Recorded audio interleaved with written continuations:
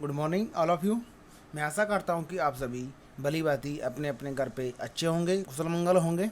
दोस्तों, मैं आपके लिए फिर से एक वीडियो लेकर आया हूँ जो कि करंट अफेयर्स की मोस्ट न्यूज अपडेट से रिलेटेड होगा। यह वीडियो आपकी आपकी सभी परीक्षाओं के लिए बहुत ही लाभदायक होगा।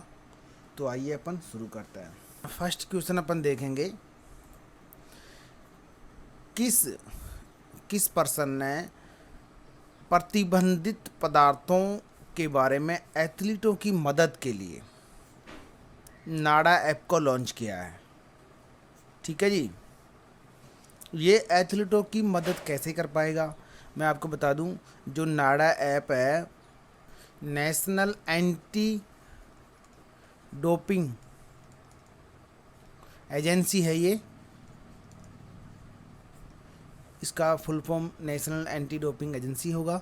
ठीक है। ये एथलीटों की मदद इस टाइप से कर पाएगा, जो एथलीट जो है इलीगल चीज़ों को यूज कर लेते हैं, जैसे ड्रग्स हुआ, ऐसे नस्ली काफ़ी सारी चीज़ें हैं जो प्रतिबंधित है, उनका वो यूज कर लेते हैं। फिर वो आगे अपना करियर में आगे नहीं बढ़ पाते। ठीक है। तो उनको इस चीज़ का पता नहीं रहता या नॉलेज नहीं रहती कि वो उनको यूज नहीं करना चाहिए। तो ये नाडा ऐप जो है उनको ये चीज़ बताएगा कि आप क्या इलीगल है आपके लिए और क्या लीगल है। ठीक है। इसकी जानकारी उनको नाडा ऐप के माध्यम से मिलेगी। तो ये अपने आपका इसका आंसर हो जाएगा फर्स्ट, किरण रिजिजू। ठीक है। ये कौन है? ये आपके स्पोर्ट यूथ अफेयर मंत्री हैं। ठीक है। किरण रिजिजू जी आपके स्पोर्ट यूथ अफेयर मिनिस्टर हैं। ठीक है। इनका कंस्टिट्यूएंसी जो है वो चुनाव क्षेत्र हो जाएगा अरुणाचल प्रदेश से वेस्ट। ठीक है। तो ये भी आप अच्छे से लर्न कर लेंगे। अपन बात करते हैं हरदीप सिंह पुरी। ठीक है। तो ये हरदीप सिंह जी हैं। ये क्या है? ये आवास एवं शहरी मामलों के मंत्री हैं। इनका हरदीप सिंह पुरी जी का जो कंस्टिट्यूएंसी जो ये यूपी से राज्यसभा सांसद है, तो आप इसको ध्यान रखेंगे। अपन बात करते हैं प्रकाश जावड़ेकर जी की। ठीक है। प्रकाश जावड़ेकर जी के पास मैं आपको बता दूं, इन्वायरमेंट, उसके साथ इंफॉर्मेशन एंड ब्रॉडकास्टिंग,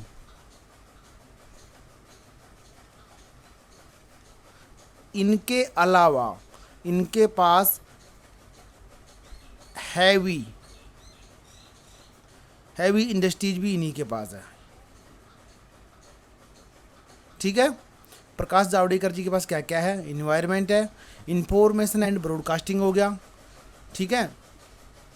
सूचना एवं प्रसारण मंत्रालय भी इन्हीं के पास है, हैवी इंडस्ट्रीज भी इन्हीं के पास है। इनका कंस्टिट्यूएंसी क्षेत्र है प्रकाश जावड़ेकर जी का महाराष्ट्र, पुणे। ठीक है। अपन बात करते हैं मुख्तार अब्बास नकवी। ठीक है। तो इनके बारे में आपको बता दूं, ये आपके राज्यसभा सांसद है यूपी से। ठीक है। और इनके पास माइनॉरिटी अफेयर्स इन्हीं के पास है। कौन सा? अल्पसंख्यक मामले। तो मैं समझता हूँ कि आपको पूरी जानकारी अच्छे से लर्न हो गई होगी। तो अपन बढ़ते हैं नेक्स्ट क्वेश्चन की ओर। आपका नेक्स्ट क्वेश्चन है दोस्तों, इसको आप वेरी इम्पोर्टेंट मार्क कर लीजिएगा, क्योंकि जो अपना इंटरनेशनल जो जीके है ना, वो काफ़ी बार एग्ज़ाम में फंस जाता है और वो ज़्यादा नहीं होता है। वो कुछ कुछ ही ऐसी डिटेल्स होती है कि वो मोस्ट होती है और वो आने के चांसेस उनके ज़्यादा से ज़्यादा रहते हैं। ठीक है। देखिए, गुडनी जोहानसन ने हाल ही में पुनः किस देश के राष्ट्रपति चुने गए हैं? ठीक है। तो जैसा कि आप देख पा रहे होंगे, गुडनी जोहानसन जी ये हैं, एक अपनी पत्नी के साथ में स्माइल दे रहे हैं। ठीक है। तो ये आयरलैंड के राष्ट्रपति पुनः चुने गए हैं। इससे पहले भी यही थे। ठीक है। और अपन बात करते हैं मालवी की। मालवी के आप बताएंगे मुझे कि मालवी के राष्ट्रपति कौन चुने गए हैं। ठीक है। वो मैंने मेरे लास्ट वीडियो में मैंने आपको बता दिया था, लजारस चक्वेरा। ठीक है, ये मालवी के प्रेसिडेंट है। फ्रांस के आप सभी को पता है ही, फ्रांस के इमोनुअल मार्कोन है। और रूस के आप सबको पता है, रूस के व्लादिमीर पुतिन है। ये 2036 तक कायम रहेंगे। ठीक है, अपन इसकी थोड़ी डिटेल देख लेते हैं। आयरलैंड की कैपिटल है रेजाविक। ठीक है, यहाँ की करेंसी है आइसलैंडिक करोना। ओके, इसका अपन आगे देखते हैं। Each presidential term is of 4 years. Students आप इसको अच्छे से अंडरलाइन कर लेना, इसको अच्छे से लर्न कर लीजिएगा। यहाँ पे है ना 4 साल के लिए ही प्रेसिडेंट राष्ट्रपति चुना जाता है। ठीक है, इसका टर्म 4 साल का ही होता है। इन्होंने 92.2% वोट अचीव किए हैं। There have been 6 presidents since the establishment of the republic. Okay, ये कह रहा है कि यहाँ पे जब रिपब्लिक जब से एस्टेब्लिश हुआ है तब से ये 6 नंबर के 6th नंबर के ये प्रेसिडेंट चुने गए हैं। ठीक है, तो आई होप आपकी पूरी जानकारी समझ में आ गई होगी। ठीक है, तो बढ़ते हैं अपन नेक्स्ट क्वेश्चन की ओर। अपना नेक्स्ट क्वेश्चन है 50 लाख से अधिक स्ट्रीट वेंडर्स को 10,000 तक का ऋण उपलब्ध कराने के लिए एक योजना चलाई है, पीएम स्वनिधि स्कीम। ठीक है, के तहत विशेष क्रेडिट सुविधा है। इस योजना को कार्यान्वयन के लिए कौन सा बैंक टेक्निकल पार्टनर होगा? तो इस योजना के बारे में अपन डिटेल में देखते हैं। इस योजना का जो टेक्निकल पार्टनर होगा वो होगा सिडबी। ठीक है, small industry development bank of India, इसकी फुल फॉर्म हो जाएगी। इसके बारे में देखते हैं अपन। पीएम स्वनिधि अप टू मार्च 2022, ठीक है 2022 तक ये योजना है। द रिलीज सेट, ठीक है, this scheme targets to benefit over 50 lakh street vendors. यह स्कीम 50 लाख से अधिक स्ट्रीट वेंडर जो है, जो ठेले वाले हैं, जो छोटे जो है ना, छोटे जो मतलब ये अपने थड़ी ठेले वाले जो हैं, फल फ्रूट वाले हो गए, अपने सब्जी वाले हो गए, जो उनके लिए ये योजना है। अंडर दी स्कीम, उस स्कीम के तहत उनको लाभ मिलेगा। The vendors can avail a working capital loan of up to 10,000, ठीक है 10,000 तक का उनको ऋण मिलेगा। Which is repayable in monthly instalment, जो कि उनको मंथली ईएमआई में वो 1 साल का उनको टर्नओवर मिलेगा। 1 साल के टर्नओवर में वो उसको रिपेमेंट करेंगे। ठीक है, उसमें आगे ये बताया गया है ऑन टाइमली और early repayment of the loan. अगर वो समय पे और उससे पहले अगर पेमेंट करते हैं तो उनको ब्याज में 7% सब्सिडी दी जाएगी। ठीक है, 7% पर ईयर। तो आप थोड़ा ध्यान रखना। Will be credited to the bank accounts of beneficiaries through direct benefit transfer on quarterly basis. Okay, ये कह रहा है कि जो 7% की सब्सिडी दी जाएगी वो उनके अकाउंट में डायरेक्ट बेनिफिट ट्रांसफ़र होगी, वो भी क्वार्टरली बेसिस पे। ठीक है, there will be no penalty on early repayment of the loan. अगर वो टाइम से पहले अगर वो मतलब अर्ली पेमेंट करते हैं तो उनको कोई पेनल्टी नहीं ली जाएगी। ठीक है, वैसे अदर लोन्स में अगर आप आपका जो टेन्योर है उससे पहले आप अगर आप रीपेमेंट करते हैं तो शायद पेनल्टी चार्ज की जाती है। ठीक है, the scheme promotes digital transaction through cashback incentives up to an amount of ₹100 per month. ठीक है, ये कह रहा है कि उनको अगर वो इस स्कीम को इस स्कीम की ट्रांजेक्शन को अगर टाइम टू टाइम करेंगे तो उनको कैशबैक भी मिलेगा ₹100 तक का। Moreover, the vendors can achieve their ambitions of going up to on the economic ladder by availing the facility of escalation of the credit limit on timely or early repayment of loan. ठीक है, ये कह रहा है कि जो street vendor है वो उनके अपने जो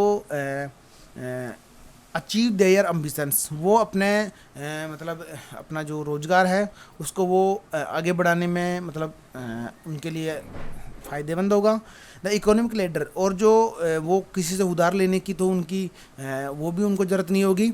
economic ladder by availing the facility of the escalation of the credit limit on timely और early repayment of the loan. ठीक है, तो ये कह रहा है कि उनकी क्रेडिट लिमिट जो है वो समय पे देंगे तो उनको रिपेमेंट अगर टाइम पे करेंगे तो उनको आगे भी ऐसी योजनाओं का फ़ायदा मिल सकेगा और उनकी जो लिमिट क्रेडिट लिमिट वो अच्छी हो जाएगी। ठीक है, तो ये इस स्कीम के बारे में मैंने आपको बता दिया है। ठीक है, तो मैं समझता हूँ कि आपको ये जानकारी आपको समझ में आ गई होगी। और अपन बात करते हैं एसबीआई के बारे में। एसबीआई के चेयरमैन हैं रजनीश कुमार। ठीक है फ्रेंड्स, वर्ल्ड बैंक है, वर्ल्ड बैंक का हेडक्वार्टर है आपका वाशिंगटन डीसी। इसको मैं इधर ले लेता हूँ थोड़ा, इसका हेडक्वार्टर है वाशिंगटन डीसी में। ठीक है, यूएसए में इसका हेडक्वार्टर है। और इसके जो एमडी हैं वर्ल्ड बैंक के, वो कौन है? वो है अंशुला कांत। तो आप इसको अच्छे से लर्न कर लेंगे। ठीक है, आईसीआईसी बैंक का हेडक्वार्टर आप सबको पता है ही मुंबई में है। ठीक है, तो अपन बढ़ते हैं नेक्स्ट क्वेश्चन की ओर।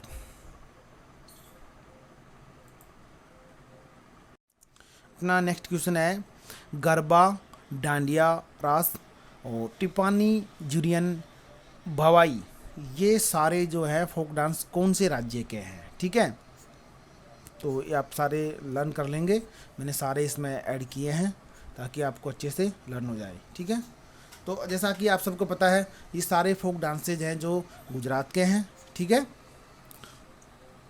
अपन बात करते हैं जम्मू एंड कश्मीर की।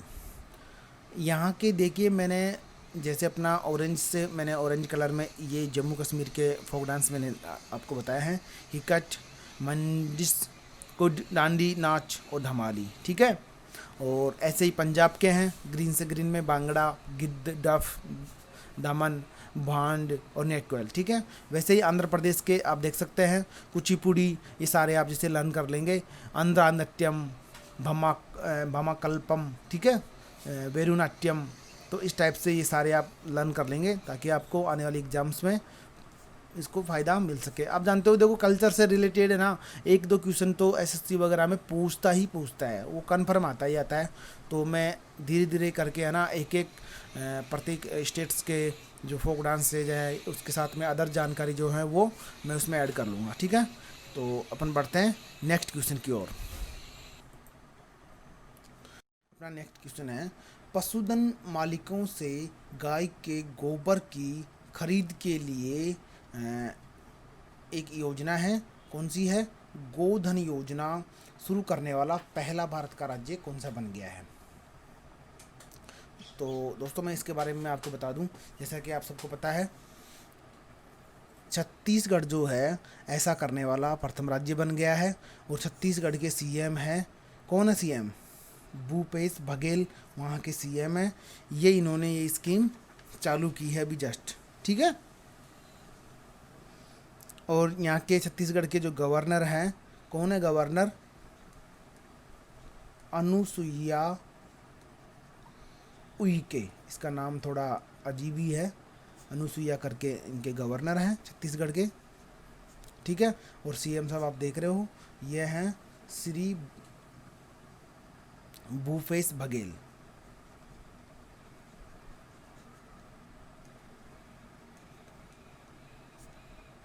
ठीक है, अपन बात करते हैं मध्य प्रदेश की।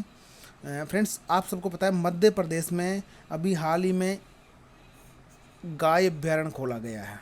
ठीक है, क्या खोला गया है? गाय अभ्यारण्य मध्य प्रदेश में खोला गया है।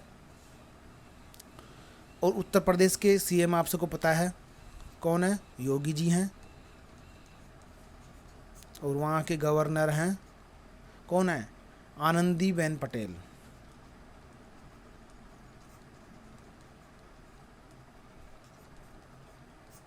ठीक है, और राजस्थान में आप सबको पता है कि राजस्थान मुख्यमंत्री युवा संबल योजना है, जो योजना पहले की थी पहले की सरकार जो थी कांग्रेस सरकार, उन्होंने इस स्कीम को चालू किया था। उसके बाद में बीजेपी की सरकार आ गई, उसके बाद में देन वापस कांग्रेस के आते ही कांग्रेस ने वापस इसको रिन्यू कर दिया है।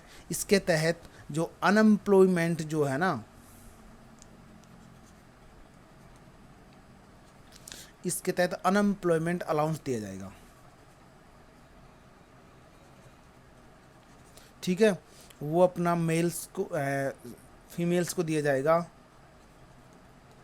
3,500, ठीक है, और मेल्स को दिया जाएगा 3,000 रुपये, ठीक है।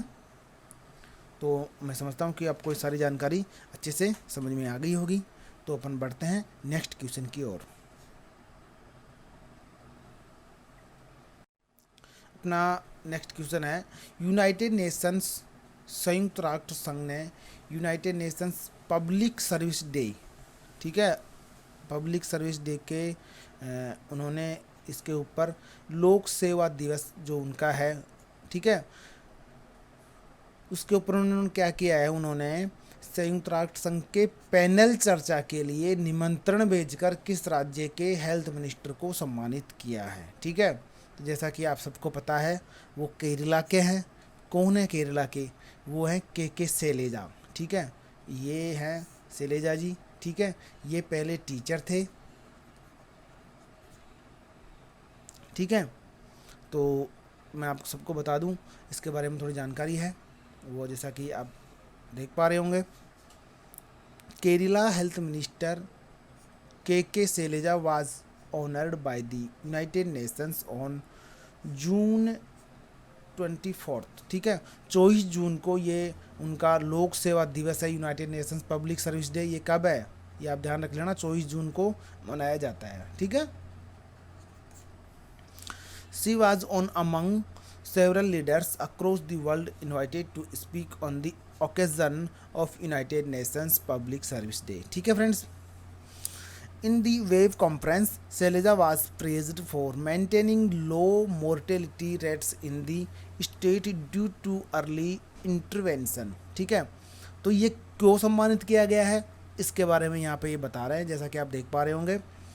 उन्होंने मेंटेन किया है, क्या मेंटेन किया है, low mortality rates in the state due to early intervention, मतलब उन्होंने मेंटेन किया है लो रेट को, किसको, जैसे अपना जो पेंडेमिक है, अपनी जो कोरोना की जो है, उनके केसेस उसमें बहुत कम इस राज्य में देखने को मिले हैं। उन्होंने मेंटेन भी किया है अच्छे से।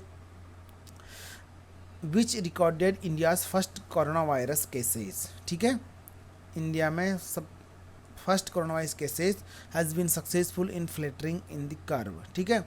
जो इसका कहने का मतलब है, जो उनका कर्व जैसे कोई बढ़ता जा रहा था, तो उसको उन्होंने मतलब कर्व को एकदम फ्लैट किया है, समतल किया है, मतलब उनको कंट्रोलिंग की है।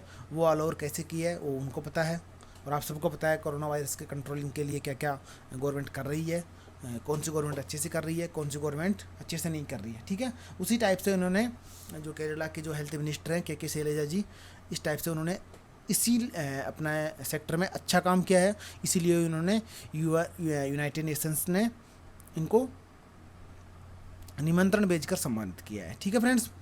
तो अपन बात करते हैं सिक्किम की। सिक्किम के सीएम हैं प्रेम सिंह तमंग, ठीक है।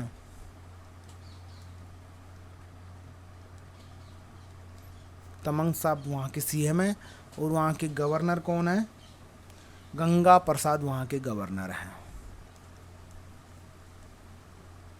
ठीक है।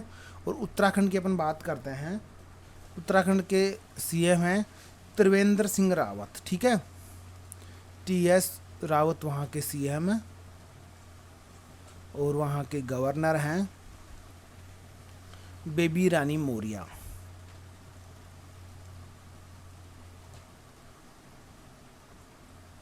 ठीक है। और आप सबको पता है उत्तराखंड की 2 कैपिटल है, एक तो है, मैंने पहले बताया था आपको, एक तो है गैरसैंण और दूसरी है देहरादून, ठीक है। देहरादून जो है वो विंटर के लिए है, और गैरसैंण है वो समर के लिए है, ठीक है। इस टाइप से आप इसको लर्न कर लेंगे, ठीक है। तो मैं समझता हूँ कि आपको ये क्वेश्चन अच्छे से समझ में आ गया होगा। तो अपन बढ़ते हैं नेक्स्ट क्वेश्चन की ओर। अपना नेक्स्ट क्वेश्चन है, किस राज्य सरकार ने निवेश को बढ़ावा देने के लिए महापरवाना योजना शुरू की है? तो जैसा कि आप देख पा रहे होंगे स्टूडेंट्स, यह योजना महाराष्ट्र सरकार ने शुरू की है, महापरवाना योजना। ठीक है फ्रेंड्स। और ओडिशा ने मो परिवार एक योजना है, मो परिवार, वो ओडिशा ने शुरू की है। और गुजरात में जैसे आपको सबको पता है एट वन क्लिक योजना है, गुजरात ने शुरू की है। और आंध्र प्रदेश ने रीस्टार्ट कैंपेन शुरू किया है। ठीक है, अपने जो बिजनेस हैं, जो एंटरप्रेन्योर्स हैं, उनको रीस्टार्ट करने के लिए रीस्टार्ट कैंपेन। तो मैं समझता हूँ कि आपको अच्छे से समझ में आ गया होगा। तो अपन बढ़ते हैं नेक्स्ट क्वेश्चन की ओर।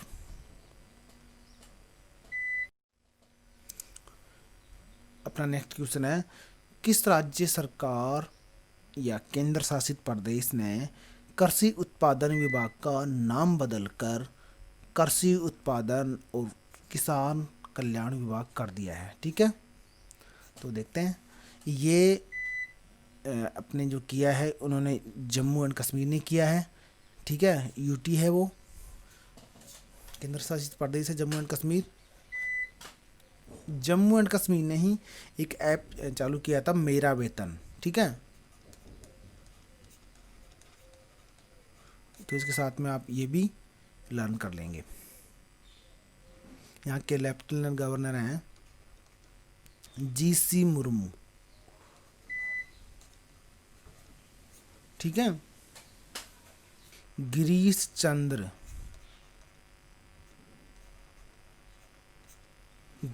मुर्मू जी यहाँ के गवर्नर हैं। अपन बात करते हैं दिल्ली की। दिल्ली में मैंने आपको बताया था प्लाज्मा बैंक सबसे पहले किन्होंने स्थापित किया था? दिल्ली ने स्थापित किया था। ठीक है, उसके साथ में सेरो सर्वे,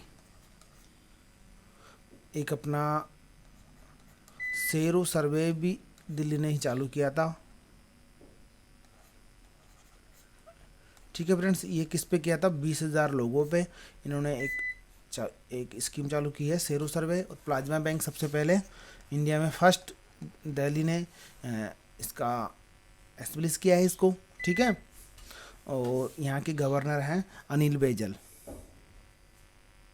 जैसा कि आप सबको पता है।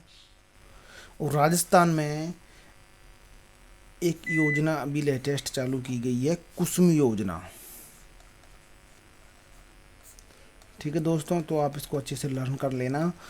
इस योजना के तहत क्या किया जा रहा है कि अपने जो डीजल और डीजल के अलावा जैसे पेट्रोल, इनके जो आदि जो पंप है ना, उनको बदलकर अपना जो है सौर ऊर्जा, ठीक है, अपना जो सौर ऊर्जा है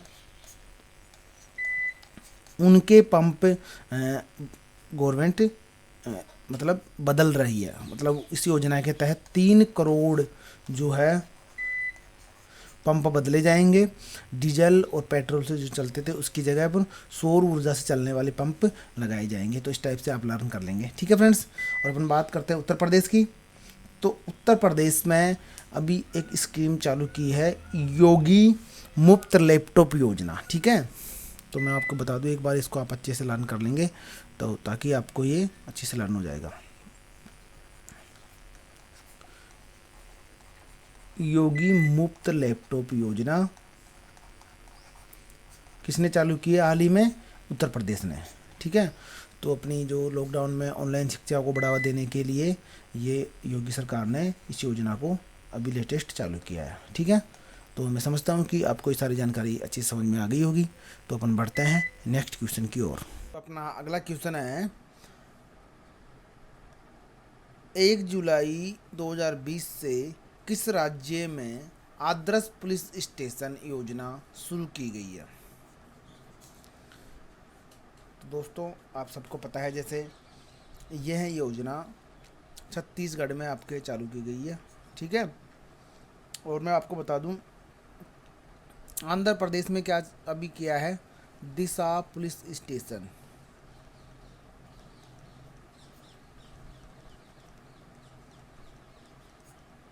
ये भी हाल ही में आंध्र प्रदेश ने चालू किया है। ठीक है, ऐसा ही ओडिशा में क्या किया है, वर्चुअल पुलिस स्टेशन की शुरुआत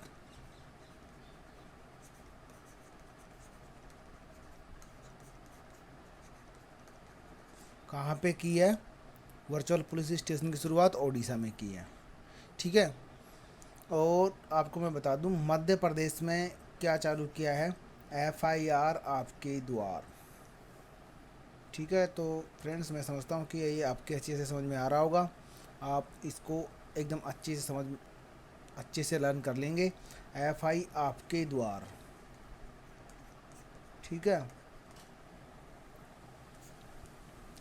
ये कैंपेन मध्य प्रदेश में चला है, ओडिशा में चला है वर्चुअल पुलिस स्टेशन। ठीक है, और आंध्र प्रदेश में चला है दिशा पुलिस स्टेशन, और छत्तीसगढ़ में चला है आदर्श पुलिस स्टेशन योजना। ठीक है, तो मैं समझता हूँ कि आपके अच्छे से समझ में आ गया होगा। तो अपन बढ़ते हैं नेक्स्ट क्वेश्चन की ओर। अपना अगला क्वेश्चन है, संसदवाद का अंतर्राष्ट्रीय दिवस, इंटरनेशनल डे ऑफ पार्लियामेंटेरियनिज्म। ठीक है, अंतर्राष्ट्रीय शूद्रग्रह दिवस भी उसी दिन है। इंटरनेशनल एस्ट्रॉइड डे कब मनाया जाता है। ठीक है, मैंने दोनों ही इसमें ऐड कर दिए हैं क्योंकि दोनों की डेट सेम है। ठीक है, तो जैसा कि आप सबको पता है 30 जून को संसदवाद का इंटरनेशनल डे। ठीक है, और आपका इंटरनेशनल एस्ट्रॉइड डे दोनों 30 जून को मनाए जाते हैं। ठीक है, आपका आंसर हो जाएगा डी। अपन बात करते हैं 1 जून की। 1 जून को मनाते हैं अपन वर्ल्ड मिल्क डे। अच्छे से आप इसको लर्न कर लीजिएगा, मैं एक बार लिख दे रहा हूँ यहाँ।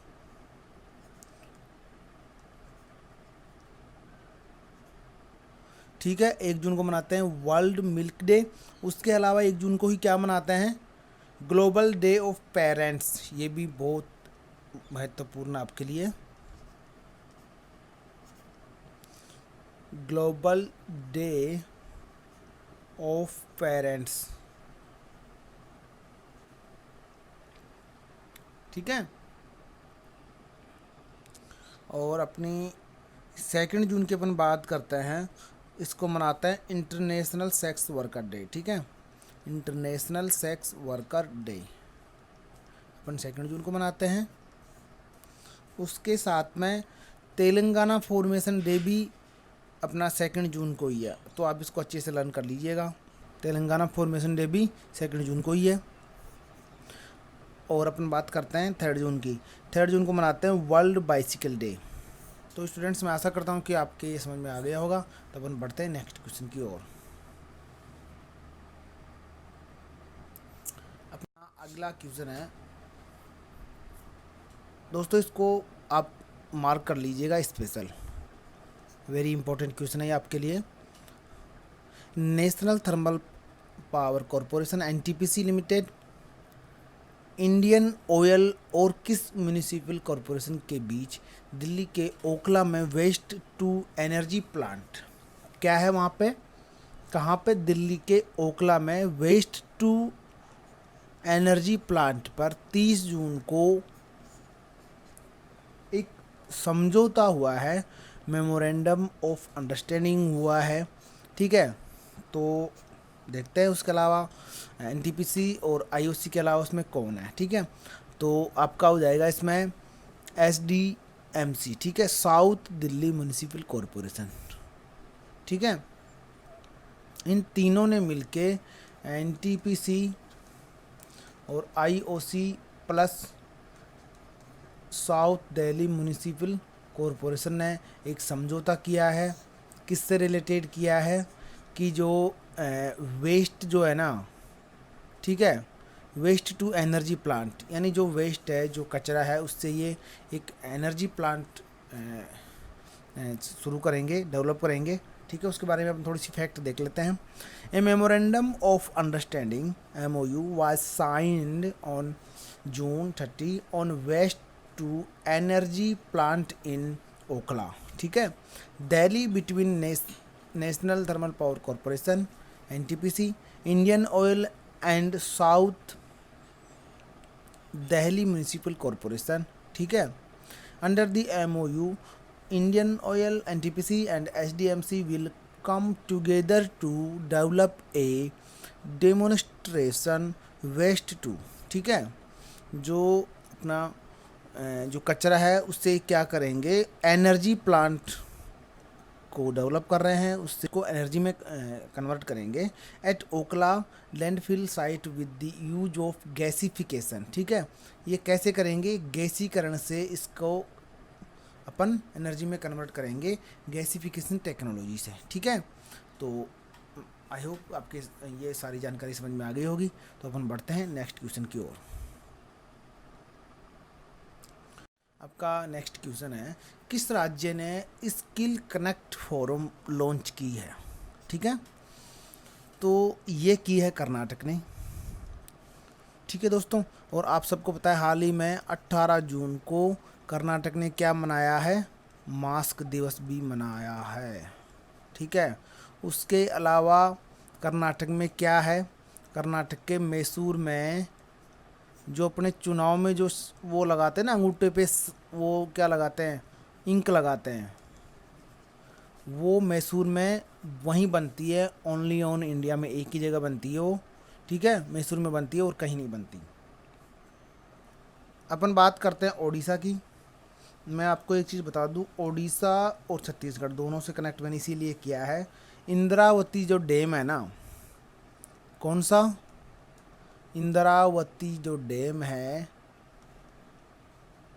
वो कहाँ पर है, ओडिशा में है, ठीक है। और Indravati national park, Indravati national park कहाँ पे है, वो छत्तीसगढ़ में है। तो ये दोनों को मैंने इसीलिए एक साथ लिंक किया है, तो ताकि आपको अच्छे से लर्न हो जाए और आप कभी भी इसको आराम से एग्ज़ाम में अगर आ जाए तो विदिन 1 सेकंड में इसका आंसर कर दोगे, ठीक है। छत्तीसगढ़ में क्या है, इंद्रावती, इंद्रावती नेशनल पार्क है, और इंद्रावती जो डैम है वो ओडिशा में है, ठीक है फ्रेंड्स। तो जो स्किल जो कनेक्ट फोरम है ना, इसके बारे में थोड़ी सी अपन डिटेल देख लेते हैं। ये क्या है कि अपना जो अनएम्प्लॉयमेंट जो है ना, जिनको रोज़गार चाहिए, ठीक है, एक तो ये है इनको रोज़गार चाहिए, ठीक है। और ये एक ये है, ये रोज़गार के लिए बंदे चाहिए, और इसको खुद को रोज़गार चाहिए, इनको रोज़गार के लिए बंदे चाहिए। ये कोई कंपनी है, ठीक है, ये कोई MSME कंपनी है कोई सी भी। तो इन दोनों को कनेक्ट करने के लिए उन्होंने स्किल कनेक्ट फोरम लॉन्च किए कर्नाटक ने। इसको तो रोज़गार मिल जाएगा, ठीक है, और इसको एम्प्लॉय मिल जाएंगे। इस टाइप से ये फोरम है, तो ये एकदम दोनों के लिए अच्छे से लाभदायक होगी। तो इसकी थोड़ा फैक्ट देख लेते हैं। Chief minister BS Yediyurappa on Monday launched the skill connect forum, ठीक है, a portal that connects private entrepreneurs and job seekers on the same platform, ठीक है। जैसा कि मैंने बताया था, इस पोर्टल पे जो स्किल कनेक्ट फोरम है, इस पोर्टल पे जॉब सीकर्स हैं वो भी इस पे आराम से अपना जॉब ढूंढ लेंगे, और उसके अलावा जो प्राइवेट एंटरप्रेन्योर्स जो है उनको भी मतलब एम्प्लॉय चाहिए तो उनको एम्प्लॉय मिल जाएगा, उनको जॉब मिल जाएगी। इस टाइप से ये कि दोनों को कनेक्ट कराने का प्लेटफॉर्म है, ठीक है। The portal provides information on job available and those who need jobs, ठीक है। An unemployed person will be imparted a skill and then unable to get a job, the chief minister said, ठीक है। तो मैं समझता हूँ कि यहाँ के जो चीफ मिनिस्टर जो साहब हैं BS येदियुरप्पा, इन्होंने एक बहुत ही अच्छा जो स्किल कनेक्ट किया है, ऐसा सभी राज्यों को करना चाहिए, ठीक है। तो आई होप आपके ये बहुत अच्छे समझ में आ गया होगा। तो अपन बढ़ते हैं आगे अगले वाले क्वेश्चन की तरफ। अपना अगला क्वेश्चन है सॉलिसिटर जनरल ऑफ इंडिया कौन है, जिनका हाल ही में 3 साल का कार्यकाल बढ़ाया गया है। ठीक है, तो अपन देखते हैं के वेणुगोपाल जी, ये आपके अटॉर्नी जनरल ऑफ इंडिया है। ठीक है, और आपका आंसर हो जाएगा बी, तुषार मेहता जी, जो आप देख पा रहे होंगे, ये आपके सॉलिसिटर जनरल ऑफ इंडिया हैं। ठीक है, और राजीव महर्षि ये केग हैं। ठीक है, इसके बारे में थोड़ी सी फैक्ट्स अपन देख लेते हैं। The solicitor general of India is subordinate to the attorney general for India. ठीक है, ये उसके अधीनस्थ काम करते हैं। कौन? सॉलिसिटर जनरल अटॉर्नी जनरल के अंडर में। ठीक है, he she is the second law officer of the country. ठीक है, ये एक सेकंड अपनी विधि अधिकारी हैं। Assists the attorney general and is himself herself assisted by additional solicitor general for India. ठीक है, वो असिस्ट करते हैं अटॉर्नी जनरल को। ठीक है, currently the solicitor general of India is Tushar Mehta. Like the Attorney General for India, the Solicitor General and the Additional Solicitor General advised the government and the appear on behalf of Union of India in terms of the law officers term and conditions rule 1972 के तहत ये attorney general को एक मतलब advise करते हैं। ठीक है, तो अपने ये तुषार मेहता जी हैं, ये अपने सॉलिसिटर जनरल हैं। ठीक है, तो मैं समझता हूँ कि आपके ये सारी जानकारी समझ में आ गई होगी। तो अपन बढ़ते हैं नेक्स्ट क्वेश्चन की ओर।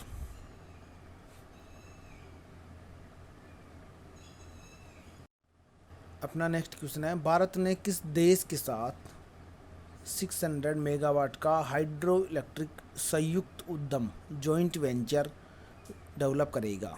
ठीक है, तो जैसा कि आप सबको पता है, ये इंडिया भूटान के साथ में ये करेगा। ठीक है, भूटान के अपन पीएम है लोटे टीसरिंग। ठीक है, यहाँ की करेंसी है भूटानीज नगुलथरम, और इंडियन रुपी भी वहाँ पे रनिंग में है। और अपने नेपाल के पीएम है केपी शर्मा ओली। ठीक है, और वहाँ की करेंसी है नेपालीज रुपी। और ऑस्ट्रेलिया की पीएम है स्कॉट मॉरिसन, और ऑस्ट्रेलिया की जो करेंसी है वो ऑस्ट्रेलियन डॉलर वहाँ चलता है। ठीक है, क्या चलता है वहाँ? Australian dollar. ऑस्ट्रेलिया के एक जगह है वहाँ पे विक्टोरिया में एसबीआई ने अपनी शाखा खोली है। तो ऐसा करने वाला ये इंडिया का फर्स्ट बैंक है। तो अपन थोड़ी सी डिटेल्स इसमें देख लेते हैं। India and Bhutan have formed their first ever joint venture to develop a hydro power project. ठीक है, इंडिया और भूटान मतलब अपना फर्स्ट ईवर जो अपना प्रथम संयुक्त उद्यम जो है जॉइंट वेंचर डेवलप करेंगे, हाइड्रो पावर प्रोजेक्ट है वो। ठीक है, the 6 megawatt project will be located on the Kolongchu river. ठीक है, ये कोलोंगचू रिवर है, वहाँ पे ये होगा, लोकेटेड होगा। ट्रेशियंगेस्टे डिस्ट्रिक्ट है, ये नाम भी थोड़ा अजीब है, ऑफ ईस्टर्न भूटान। ठीक है, ईस्टर्न भूटान का कोई डिस्ट्रिक्ट है, वहाँ पे ये लोकेटेड होगा। The project will be developed by Kolongchu hydro electric limited, a joint venture formed between Drunk Green Power Corporation of Bhutan and Sutlej Jal Vidyut Nigam limited of India. ये दोनों उसको डेवलप करेंगे। ठीक है, Druk green power corporation of Bhutan and Sutlej Jal Vidyut Nigam limited of India. ठीक है, the project is expected to be completed in the second half of 2025। ये 2025 तक, मतलब 2025 मतलब यानी आधी पूरी होगी तब तक ये कंप्लीट होने के एक्सपेक्ट कर रहे हैं। ठीक है, तो मैं समझता हूँ कि सारी जानकारी आपको अच्छे से समझ में आ गई होगी। तो अपन बढ़ते हैं नेक्स्ट क्वेश्चन की ओर। आपका नेक्स्ट क्वेश्चन है, केंद्रीय फिल्म प्रमाणन बोर्ड ठीक है। सेंट्रल फिल्म सर्टिफिकेशन बोर्ड के नए सीईओ कौन बने हैं, ठीक है। तो मैं आपको बता दूं, अपने ऑप्शन में देखते हैं अपन। पहला है प्रसून जोशी, ठीक है। ये चेयरमैन है। किसके चेयरमैन है ये? सीबीएफसी के चेयरमैन हैं। कौन? प्रसून जोशी जी, ठीक है। और रविंद्र बाकर, ये आपका आंसर हो जाएगा। रविंद्र बाकर जी हैं, ये चीफ एग्जीक्यूटिव ऑफिसर हैं, ठीक है। अनुराग श्रीवास्तव बाकर ने अनुराग श्रीवास्तव को रिप्लेस किया है। इससे पहले रविंद्र बाकर जी से पहले अनुराग श्रीवास्तव थे। कौन थे? सीईओ ऑफ सीबीएफसी, ठीक है। इसके बारे में थोड़ी डिटेल देख लेते हैं। Minister of environment, forest and climate change, minister of information and broadcasting and minister of heavy industry and public enterprises, ठीक है। ये मंत्रालय जितने भी हैं किसके पास हैं? ये प्रकाश जावड़ेकर जी के पास है। और उनकी कंस्टिट्यूएंसी जो है महाराष्ट्र से पुणे है। तो मैं समझता हूँ कि सारी जानकारी आपको अच्छे से लर्न हो गई होगी। तो अपन बढ़ते हैं नेक्स्ट क्वेश्चन की ओर। आपका नेक्स्ट क्वेश्चन है, महान कॉमेडियन कार्ल रेनर, जो विपुल लेखक भी थे और अपना कॉमेडी अभिनेता भी थे, निर्देशक भी थे, का हाल ही में निधन हो गया है, ठीक है। तो इसके बारे में अपन थोड़ा डिटेल देख लेते हैं। कार्ल रेनर जो थे, 20 मार्च को उनका जन्म हुआ था 1922 को, और जून 29 को उनका निधन हो गया। Was an American actor, comedian, director, screen writer and author whose career spanned 7 decades, ठीक है। During the early years of television comedy from 1950 to 57, वो अपना जो है टेलीविज़न कॉमेडी से उन्होंने अपना करियर शुरुआत किया था। 1950 से 1957 तक उन्होंने टेलीविज़न कॉमेडी की है, ठीक है। He acted on and contributed sketch material for your show of shows and Caesar's hour, ठीक है। ये कोई पर्सन है, इनका एक शो चलता था योवर शो, ठीक है। उनमें इन्होंने स्टेरिंग सीड सीजर, उन्होंने मतलब इसमें काम किया है। शुरुआती में उन्होंने इसी में शो में काम किया है इस टाइप से। तो इनका जो हाल ही में 29 जून को इनका निधन हो गया। तो आप याद कर लेंगे, ओबिचुअरी से भी रिलेटेड क्वेश्चन आते हैं, ठीक है। तो मैं चलता हूँ अगले क्वेश्चन की तरफ। आपका नेक्स्ट क्वेश्चन है, 19वें पूर्व आरबीआई गवर्नर चक्रवर्ती रंगराजन, इसको शॉर्ट में बोलते हैं सी रंगराजन, ठीक है, को आजीवन उपलब्धियों के लिए आधिकारिक सांख्यिकी के प्रथम प्रोफेसर पीसी महालनोबिस पुरस्कार से सम्मानित किया गया है, ठीक है। तो जैसा कि आप देख पा रहे होंगे, ये हैं आपके चक्रवर्ती साहब, ये आराम से सोफे पे बैठे हुए हैं। इनके बारे में थोड़ी डिटेल देख लेते हैं अपन। He was given the life time achievement award on the statistics day on June, noted the point, ठीक है। सांख्यिकी दिवस, नेशनल सांख्यिकी दिवस 29 जून को मनाया जाता है। At a function held in virtual mode, जो वर्चुअल मोड पे जो फंक्शन हुआ था उसमें इनको ये अवार्ड दिया गया है, ठीक है। Former reserve bank of India governor C Rangarajan has been conferred the PC Mahalanobis life time achievement award in recognition of his contribution to official statistics, ठीक है। Doctor C Rangarajan had also held the posts of chairman, ये chairman भी रह चुके हैं। कहाँ के chairman? Economic advisory council to the prime minister, ठीक है।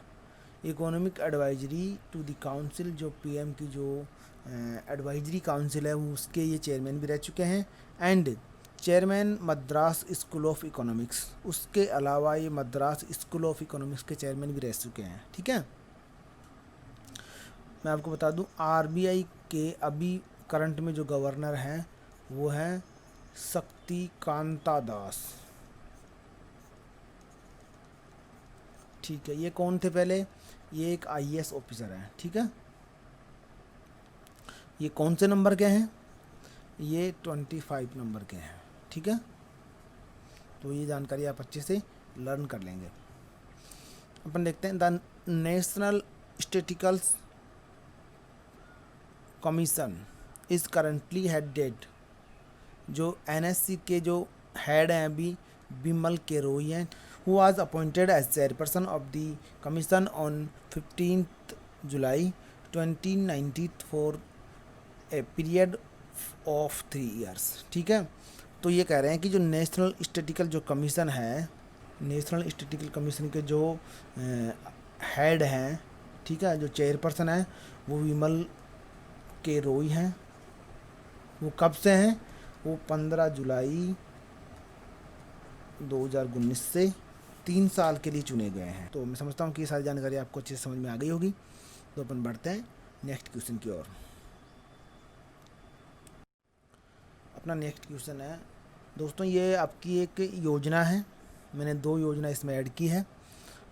ठीक है, प्रधानमंत्री जीवन ज्योति बीमा योजना। ठीक है, तो इसके बारे में आज थोड़ा डिटेल से देख लेंगे। काफ़ी बार इसमें मतलब बारीकी से क्वेश्चन आ जाता है कि उस योजना में जो एंट्री एज क्या है, उस योजना में सम इंश्योर्ड राशि क्या है, या उसी योजना से रिलेटेड कुछ भी क्वेश्चन आ सकता है। तो इसको आज इसका पूरा पोस्टमार्टम अपन कर लेंगे। तो फिर जो क्वेश्चन आ रहा है उसको आने दो। ठीक है, देखो इसमें अपन एज की एंट्री है, मिनिमम 18 ईयर्स का जो बंदा है वो ले सकता है। ठीक है, और मैक्सिमम है 50 ईयर्स का जो बंदा है वो इसको ले सकता है। Maximum maturity age 55 years. ठीक है, age nearest birthday. Policy term होगा 1 ईयर, रिन्यूएबल होगा। ठीक है, हर साल इसका प्रीमियम जाएगा। 1 साल के लिए ये पॉलिसी होगी, प्रीमियम देने के बाद फिर इसको रिन्यूएबल इसका कराना पड़ेगा।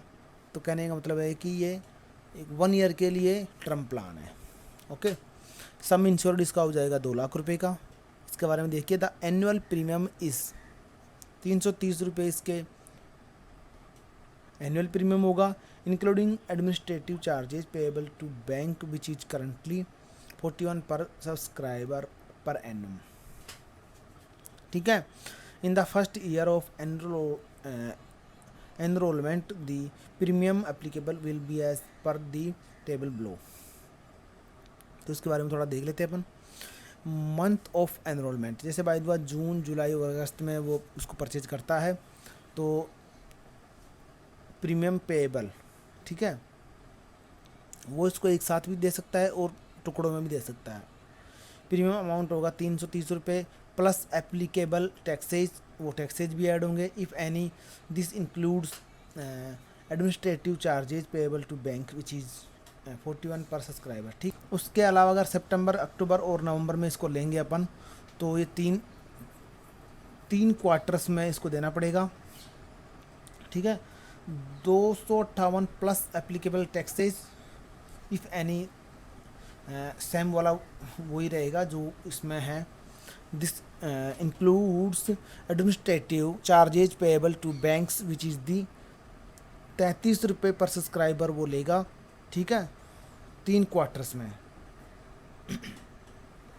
उसके अलावा दिसंबर जनवरी और फरवरी में वो अगर कोई परचेज करता है तो वो 172 रुपये प्लस उसके बाद में टैक्स, और उसके बाद में 22 रुपये पर सब्सक्राइबर लगेगा। ठीक है, और मार्च अप्रैल और मई में वो लेता है तो उसको 86 रुपये 86 plus applicable taxes, if any this includes administrative charges payable to bank which is the 11 रुपये पर सब्सक्राइबर उसको देना होगा। ठीक है, तो और इसका लाइन पीरियड होगा 45 days from the date of enrolment into the scheme, entry date of commencement of insurance cover. ठीक है, लाइन पीरियड का मतलब ये होता है कि 45 दिन लेने के बाद से मतलब इसको अपन क्लेम कर सकते हैं। ठीक है, तो मैं समझता हूँ कि आपको ये जानकारी पूरी समझ में आ गई होगी। और जो अपना प्रधानमंत्री जीवन ज्योति बीमा योजना में जो है, इसको इंश्योर्ड कौन सी कंपनी कर रही है? इसको इंश्योर्ड कर रही है SBI लाइफ। ठीक है, तो ये भी आप इसके साथ में ये पार्टनर कंपनी है। ठीक है, तो इसको आप अच्छे से लर्न कर लेंगे। ठीक है, अगर आप प्रधानमंत्री जीवन ज्योति बीमा योजना के तहत बीमा लेंगे तो आपको SBI का ही कवर मिलेगा, SBI का ही सब कुछ पॉलिसी वगैरह SBI की ही मिलेगी। ठीक है, तो इस टाइप से आप इसको लर्न कर लेंगे। तो अपन बढ़ते हैं नेक्स्ट क्वेश्चन की ओर। आपका नेक्स्ट क्वेश्चन है प्रधानमंत्री सुरक्षा बीमा योजना। ठीक है, ये एक्सीडेंटल डेथ डिसेबिलिटी कवर है। ये इसमें आपको 12 रुपये पर ईयर देना है। ठीक है, इसकी एलिजिबिलिटी देख लेते हैं अपन। ऑल इंडिविजुअल अपना सिंगल और joint bank account holders in the 18 से मिनिमम एज हो जाएगी इसकी, और 70 साल तक इसको ले सकते हैं, ये मैक्सिमम हो जाएगी। ठीक है, age group are eligible to the join Pradhan Mantri Suraksha Bima Yojana. ठीक है, how much is the premium and how to pay. ये कह रहा है कि द प्रीमियम पेएबल कैसे होगा और कितना होगा। इसका देखो, प्रीमियम होगा 12 रुपये पर ईयर पर मेंबर। ठीक है, will be deduct from his bank account, जो आपके खाते से ऑटोमेटिक ऑटो डेबिट से हो जाएगा।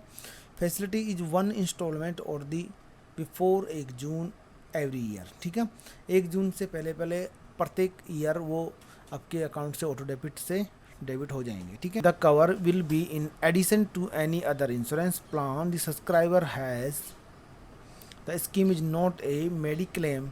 यह स्कीम, देखो फ्रेंड्स ये नोट कर लेना, यह स्कीम मेडिक्लेम नहीं है।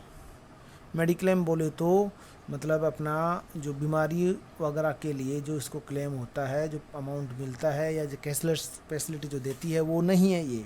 ये काय के लिए है? That is there is no provision for the reimbursement of hospitalization expenses following accident resulting in death or disability।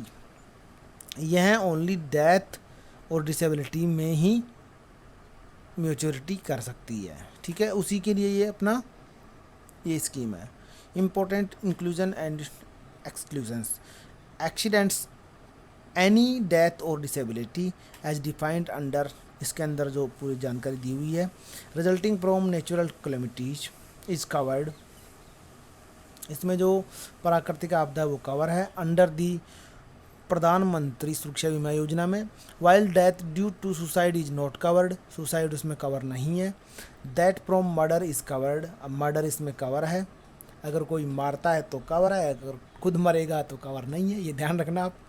Partial disability without irrecoverable loss of an eyesight or loss of use of one hand or foot is not covered। ठीक है, what all is covered and for how much under PMSBY the risk coverage available is 2 lakh रुपए का इसका जो risk coverage है। ठीक है, for accidental death and permanent total disability. Permanent total disability का मतलब होता है जैसे कि कोई चीज़ अपने शरीर का कोई भी अंग एकदम बिल्कुल डैमेज हो गया हो, उसके ठीक होने के कोई चांसेस नहीं है, तो उसको बोलते हैं permanent total disability. Okay, and 1 lakh rupees 1 lakh for permanent partial disability. Permanent partial disability का मतलब ये हो गया कि अभी तो फिलहाल एकदम मतलब डैमेज हो गया, उसके ठीक होने के चांसेस हैं, उसके लिए 1 लाख देगा। और परमानेंट टोटल डिसेबिलिटी के लिए 2 लाख देगा। 1 लाख उसके ठीक होने के लिए देगा, ये कि अभी तो बिल्कुल डैमेज हो गया लेकिन ठीक होने के चांसेस हैं। ठीक है, तो इन दोनों में डिफरेंस आपको समझ में आ रहा होगा। Permanent total disability is defined as total and irrecoverable. ठीक है, as total irrecoverable loss of both eye और loss of use of both hands और feet or loss of an eyesight and loss of use of an hand or foot। ये कह रहा है कि total disability में मतलब उसके दोनों जो हाथ पैर हैं उसमें से अगर कोई एक भी अपना टोटल डिसेबिलिटी हो जाती है तो उसको ये उसमें कवर करेगा। ठीक है, तो मैं समझता हूँ कि आपके सारी जानकारी समझ में आ गई होगी। तो अपन बढ़ते हैं नेक्स्ट क्वेश्चन की ओर। दोस्तों ये अपनी वीडियो का अंतिम क्वेश्चन होगा, और मैं समझता हूँ कि अगर आपको ये हमारा वीडियो अच्छा लगे तो लाइक करें, और आपको अगर हमारे आप और यदि आप हमारे चैनल पर नए हो तो सब्सक्राइब ज़रूर करें, जिससे कि आपको आने वाले वीडियोज़ की नोटिफिकेशन सबसे पहले मिलेगी, और हमारा भी उत्साह और बढ़ेगा। हमारा मोटिवेशन आपके लाइक से और सब्सक्राइबर से मतलब हमारे को और थोड़ा मोटिवेट होंगे हम और हमारी टीम। तो मैं समझता हूँ कि आप हमारे वीडियो को अगर आपको अच्छा लगेगा तो आप लाइक भी करोगे। ठीक है, और यदि आपने सब्सक्राइब नहीं किया तो सब्सक्राइब भी ज़रूर करेंगे। तो अपन देखते हैं लास्ट क्वेश्चन। सीमा विवाद के बावजूद नेपाल की मदद करेगा कौन? करेगा, इंडिया करेगा। पशुपतिनाथ मंदिर की स्वच्छता और सुविधा के लिए कितनी राशि की सहायता करेगा?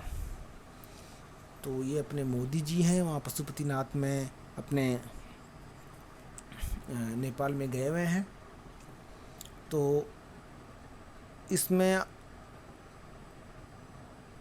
2.33 करोड़ की आपका आंसर हो जाएगा डी, सहायता करेगा भारत। ठीक है, काय के लिए करेगा? पशुपतिनाथ मंदिर जो है वो कहाँ पर है? वो नेपाल में है। उसकी स्वच्छता और सुविधा के लिए अपना भारत 2.33 करोड़ की हेल्प करेगा नेपाल की। ठीक है, इसकी तो फैक्ट देख लेते हैं। The military exercise which is set to conclude of June 2018 is called Surya Kiran. अपनी जो नेपाल और जो इंडिया की जो जॉइंट एक्सरसाइज होती है, ठीक है,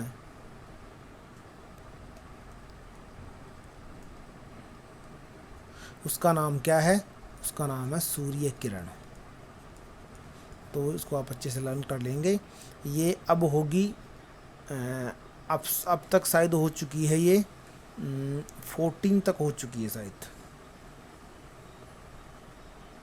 ठीक है, और ये अब होगी तो 15वीं एक्सरसाइज होगी मेरे हिसाब से, जहाँ तक मेरा अंदाज़ा है। वैसे आप एक बार और कंफर्म कर लेना।